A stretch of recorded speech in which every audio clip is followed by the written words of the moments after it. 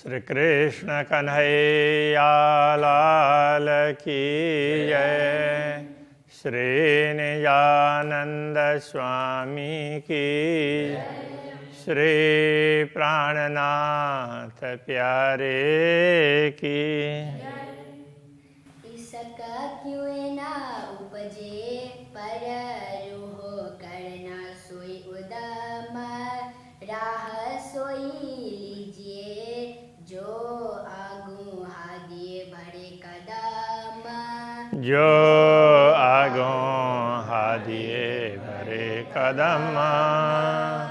श्री कृष्ण कन्हैया लाल की।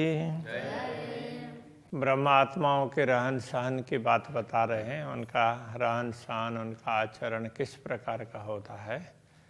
तो इसी संदर्भ में ये पूर्व की चौपाई में कहा गया था, प्रेम कैसे प्रकट नहीं होगा, क्योंकि इससे पहले ना प्रेम की बात कही। सब कुछ प्रेम में है, प्रेम होने पर सब हो जाता है ये बताया। तो प्रेम कैसे प्रकट नहीं होगा, तो हमें करना ही ऐसे प्रयत्न चाहिए कि जिससे प्रेम प्रकट हो।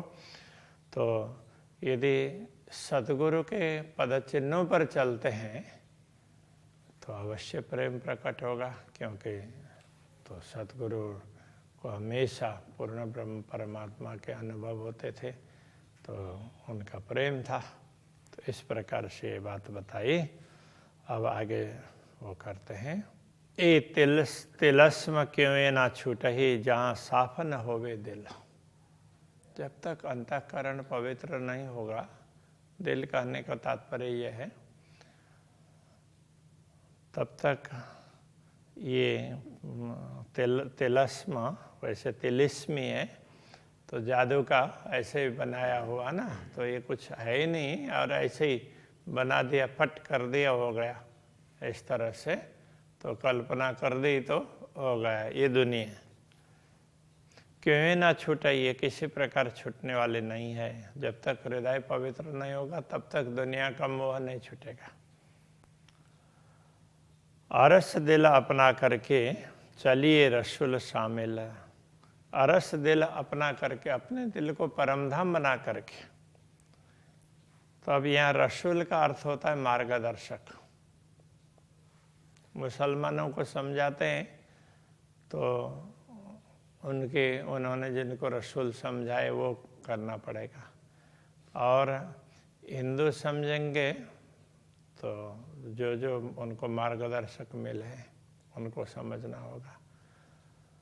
तो इस तरीके से अब हम सोचें कि हमारा मार्गदर्शक कौन है, तो सबके मार्गदर्शक होते हैं। तो सद्गुरु श्री देवचंद्र जी महाराज श्री कृष्ण प्रणामी परंपरा के मार्गदर्शक हैं। तो अब यहाँ उनको ही रसूल समझना पड़ेगा। तो इस तरह से तो उनके साथ चलना होगा, उनके पद चिन्हों पर। उनको शामिल करके का तात्पर्य, तो उनके पद चिन्हों पर चलो, तो हमेशा उनको याद करके उनको साथ रख करके चलो कि वो जैसे चल रहे थे हम ऐसे चल रहे हैं कि नहीं चल रहे हैं। पाक ना होइए न पानी चाहिए अरस का जल। इस पानी से, दुनिया के जल से, सामान्य लोग समझते हैं बस नहा लिया तो पवित्र हो गए। तो केवल इस जल से पवित्रता नहीं होती है, तो परमधाम का जल चाहिए। तो इसलिए जब कभी भी स्नान करते हैं ना, तो परमधाम की यमुना जी का आवाहन करके स्नान करते हैं, तो परमधाम में स्नान किया हो वो पुण्य मिलता है, उसको वो लाभ मिलता है। तो एक प्रकार से हमारे भाव बढ़ते हैं, तो वो लाभ मिलता है। कहने का तात्पर्य इतना भाव ऊंचा हो जाता है कि हम तो यमुना जल से स्नान कर रहे हैं, ऐसा होगा। तो वैसे भी उसमें है कि जिन लोगों को परमधाम का ख्याल नहीं है, तो वो यही सोचते हैं कि सारे तीर्थों का जल तो हमारे सामने जैसे बाल्टी है, तो वो बाल्टी में पानी भर करके नहाना अच्छा होता है। तो वो जैसे आजकल तो शावर से नहाते हैं, ज़्यादातर तो शावर ही प्रचलित हो गए हैं, किंतु वैसे उसके हिसाब से बोलते हैं शरीर के लाभ के हिसाब से। तो बाल्टी में पानी भरा हो और फिर तो ऐसे उसमें मग से उठा करके या लोटा से उठा करके, अब उसके भी तरीके होते हैं स्नान करने के। तो पहले मुंह धोया, तो उसके बाद में पैर में कमर से नीचे का स्नान करना होता है, फिर हाथ ऐसे ये धोने होते हैं, तो उसके बाद में सिर और फिर पूरे शरीर में डालना होता है। तो ये क्रम से करते हैं तो फिर कई बार वो जो शरीर में अंदर वायु का संचार होता है वो कुपित नहीं होता है। और इसमें गलती करते हैं तो कई बार वो सर्वाइकल हैं, दूसरे शरीर में दूसरे पेन हैं, वो होने लग जाते हैं। तो ये नहाने का तरीका है।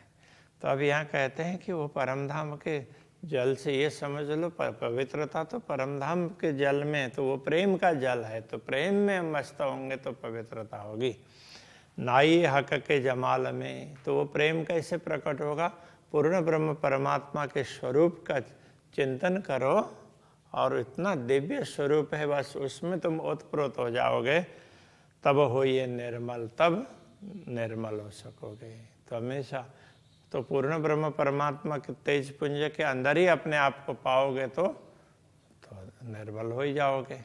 तो ये कह रहे हैं। तो इसका तात्पर्य ये नहीं है कि लौकिक जल से स्नान नहीं करना चाहिए, किंतु उतने से पवित्र हो गए ऐसा नहीं समझना चाहिए कि वो परमधाम के जल से हम पवित्र होंगे। तो वो परमधाम का जल यमुना जी का जल है, तो वो प्रेम का जल है। तो अक्षरातीत के स्वरूप का चिंतन करेंगे तो हम पवित्र होंगे। पाक होना इन्हें जीमी और न कोई उपाय, इस दुनिया में पवित्र होने का दूसरा उपाय नहीं है।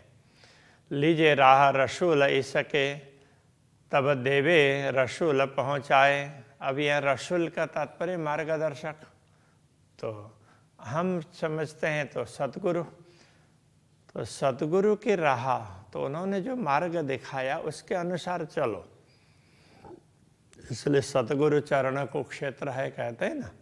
तो सतगुरु के चरण ही हमारे क्षेत्र, कहने का तात्पर्य उन्होंने जैसे कदम रखे उस प्रकार से हमें कदम रख करके चलना चाहिए। तब देवे रसूल पहुँचाए, तब जब सतगुरु के कदम के अनुसार चलेंगे तो आगे आगे चल रहे हैं, हम पीछे पीछे, तो वो जहाँ पहुँचेंगे तो हम भी तो वहीं पहुँच जाएंगे ना, तो आराम से पहुँचा देंगे। ऐसी सोच हमारी होगी कि हम सतगुरु के मार्गदर्शन पर चल रहे हैं, उनके पद चिन्हों पर, तो हम पार पहुँच ही जाएंगे, उसमें कोई कठिनाई नहीं रहेगी। अब कहूँ शरीयत मोमिनो जिन लई हकीकत हक। अब ब्रह्मा आत्माओं की शरीयत का तात्पर्य कर्म, उनकी बात करते हैं जिन्होंने यथार्थता को समझ लिया है। परमात्मा सत्य है और दुनिया मिथ्या है, इस यथार्थता को जिन्होंने समझ लिया, यहाँ हकीकत करने का तात्पर्य यथार्थ, तो इस यथार्थता को समझ लिया तो उनका आचरण, उनके कर्म कैसे होंगे, वो कैसे कार्य करेंगे, तो वो बता रहे हैं। हक के दिल की मार्फत ए तीन में हुए वे शक। तो हक के दिल की, पूर्ण ब्रह्म परमात्मा के हृदय का मार्फत का तात्पर्य तो रहस्य भी होता है। वो रहस्य क्या है? तो वो प्रेम। तो प्रेम को यही समझ सकते हैं, ये तीन में हुए बेशक, उनमें ही निश्चित रूप से उनमें ही ये प्रेम होता है। पूर्ण ब्रह्म परमात्मा के हृदय का प्रेम है, वो तो वही स्वीकार करती है, वही ग्रहण करती है। मोमिन ऊजू जब करे पीठ देवे दो जान को। तो मोमिन ऊजू बोलते हैं कि जैसे मुसलमानों में, क्योंकि यहाँ ये उसमें कुरान और उसमें जो मोमिनों की बात तो वहाँ की गई है, तो इसलिए कह रहे हैं तुम जो जिसके लिए मोमिन कहते वो ये नहीं है, तो वो तो नाम मोमिन का लेते हैं और काम गलत सलत कर लेते हैं। तो वो मोमिन नहीं है, जो परमात्मा के प्रति पूर्णतः समर्पित आत्मा है, उनको मोमिन कहा है। तो वो वुजू करते हैं का तात्पर्य नमाज पढ़ने से पहले हाथ धोते हैं। अब उनके तो तरीके अलग हैं, एक कुंड में से वो धो लेते हैं, उसी में से सारे ही हाथ धो लेते हैं। तो अब वो ठीक है, तो उनका तरीका होगा, लेकिन वो प्रार्थना करने से पहले तो शरीर को शुद्ध बनाना चाहिए, मुख्य बात ये है। तो हिंदुओं में नहा धो करके हाथ पैर सब धो करके प्रार्थना करते हैं।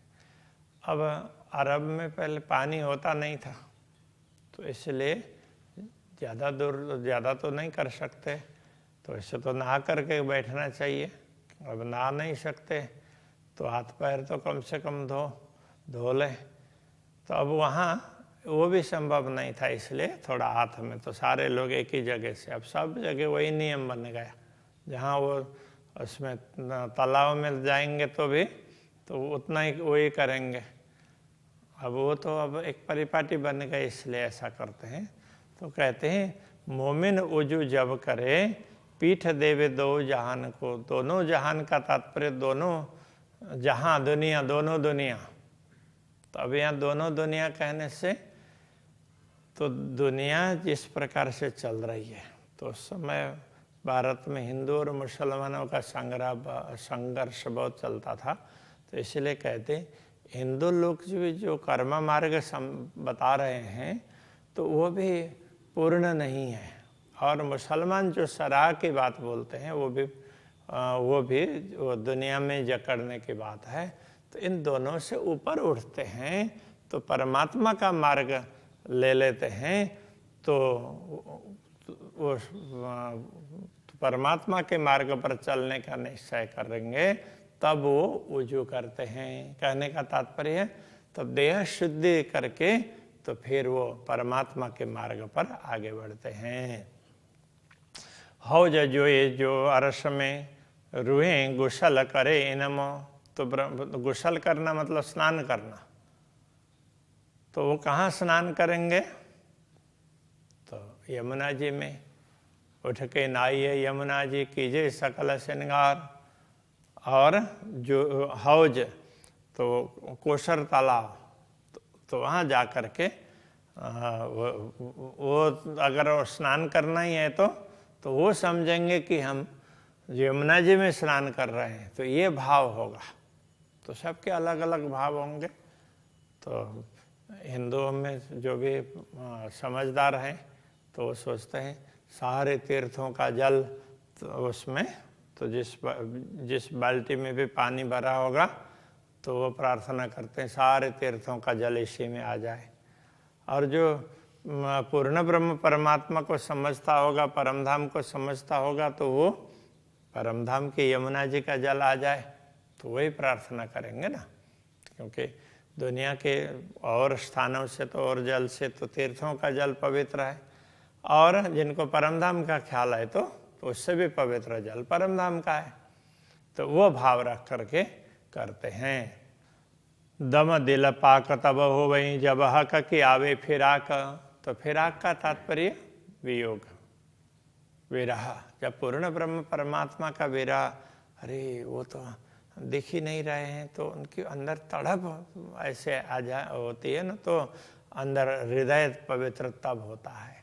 तो बाहर स्नान करने से शारीरिक शुद्धि होती है, हृदय के अंदर अंतःकरण की शुद्धि है तो परमात्मा का चिंतन करने से, वियोग के माध्यम से भी हो या मिलन के माध्यम से, जैसे भी हो, चिंतन करने से शुद्ध होती है।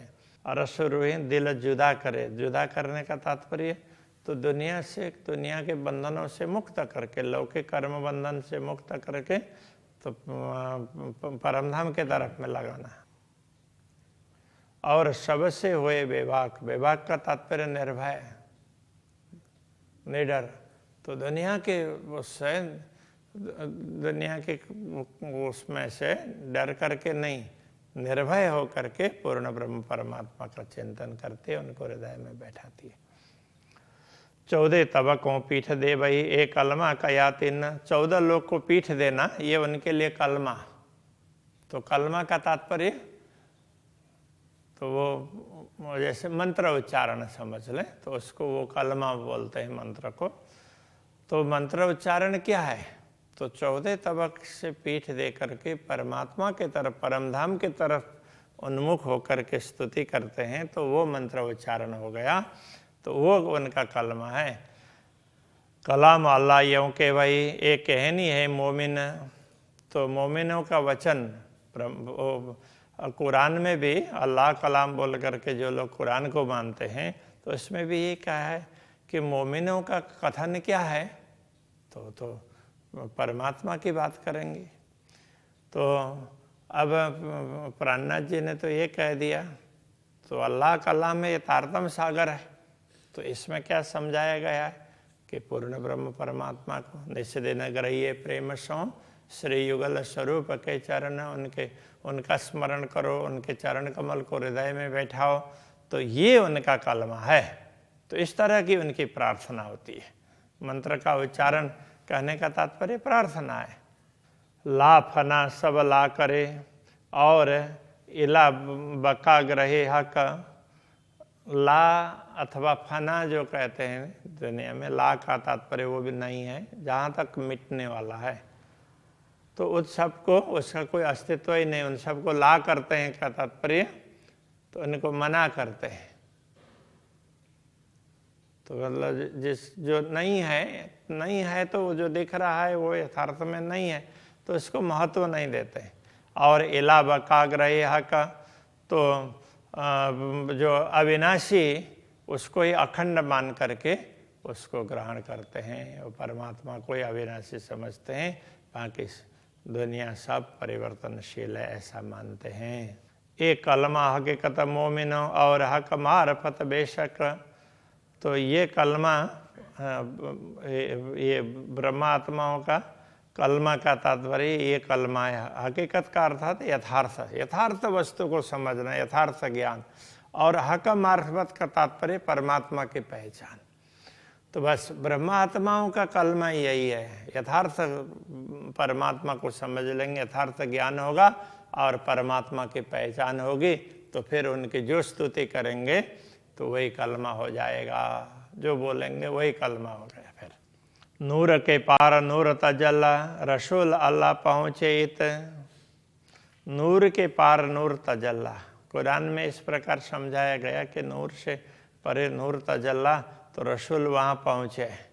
अब यहाँ अब रसूल तो पता नहीं उनको उसमें पूरा स्पष्टता उनको नहीं लगा कि हम कहाँ पहुँचे हैं, उनको ऐसे लगा कि उनको कुछ अलग वस्तु कुछ दिखाई दे रही है और वो वहाँ पहुँचे हैं, ऐसा फील हुआ था। तो अब ये सदगुरु श्री देवचंद्र जी महाराज की बात करेंगे तो सदगुरु श्री देवचंद्र जी महाराज कहाँ पहुँचे? उन्होंने तो सीधा परमधाम को पूरा देखा, पूर्ण ब्रह्म परमात्मा ने ये सब दिखाया उनको प्रत्यक्ष दर्शन दे करके। तो वो अक्षरातीत को तो लगा अरे ये तेरा दरबार है, तेरा घर तो ये है, ऐसा करके समझाए। देख पूर्ण ब्रह्म को देख, तुम्हारे सामने बैठे, ऐसा करके तो ये सारा स्पष्ट रूप से दिखाया। मूल मिलाव में राज्य श्यामा जी विराजमान है और तो इधर ब्रह्म आत्माएं हैं, तो अब ये तुम्हारे पर आत्मा ये है, ऐसा करके तो सुंदर बाई सखी तो उनको दिखाया। तो इस तरह से उनको अब सतगुरु को जब ये दिखा तो उनको लगा अरे मैं तो परमधाम में हूँ। तो इस प्रकार का अनुभव होता है।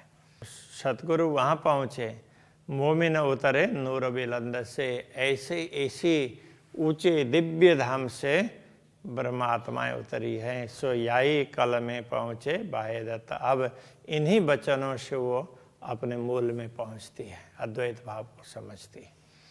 जब कभी ना कछु ना रखे तब बूझ भई कल में। जब परमात्मा के सिवाय दूसरा कुछ किसी को महत्व नहीं देंगे तब उनको ये ब्रह्म ज्ञान की समझ होगी।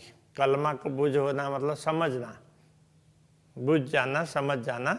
तो बुझ जाना मतलब मिट जाना उस अर्थ में नहीं है, आग बुझ गई है, लौ बुझ गई, ऐसा उसमें नहीं। यहाँ बुझना मतलब समझना, अज्ञान को मिटाना। जब यूँ कलमा जानिया तब बका हो ततिन से। इस प्रकार वो इन वचनों को समझते हैं तब अखंड का अनुभव करते हैं। और ख्याल में आज थोड़ा ही हुआ, लेकिन थोड़ा सा इसको ना, तो ये ब्रह्मात्माओं की बात है तो थोड़ा करके आगे बढ़ते हैं। श्री कृष्ण कन्हैया लाल की। तब बका होत तिन से तब बका हो ततिन से। जब कबिना कछु न रखे, तब बुझ भई कल में। जब यों कलमा जानिया, तब बका हो ततिन से। तब बका हो ततिन से। लाल की जय। की जय।